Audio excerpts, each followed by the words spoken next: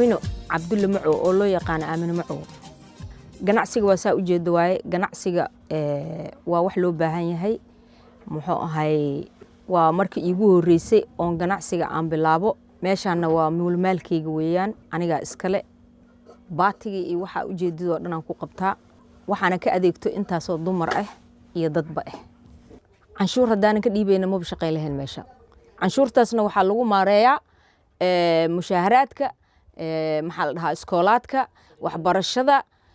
caafimaadka waxaasoo dhan lagu maareeyaa iyo ciidamada la siiyo dhalinyarada hadda shaqo abuurka u baahan ayaan shaqadooda aan u abuuraa 20 way dhan yihiin sida aan rajeynayo shaqaalaha meesha ka shaqeeya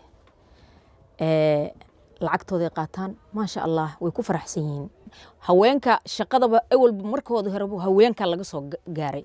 abuurka shaqada marka la yiraahdo waa haweenka Soomaaliyeed waayo gurigii maamulka ka tahay shaqadii oo dhan ay maamul ka tahay ilmihii kuriskooda ay maamul ka tahay wax walba ragga iyada uga horeysa haweenka marka aan dhahno haweenka Soomaaliyeed xilliyada dagaalka uu dhacay ayaga u baa shaqayn jireen ma fahamtay ayaga shaqayn jireen maadaama wiilasha ama ragooda ayna haynin meel ay ka shaqeeyaan ayaga shaqayn jireen waxaas ayagana lagu faa'iido jiray ilmahoodan ayaga meesha ka korsan jireen haweenka Soomaaliyeed la'aantooda abaar ruuxa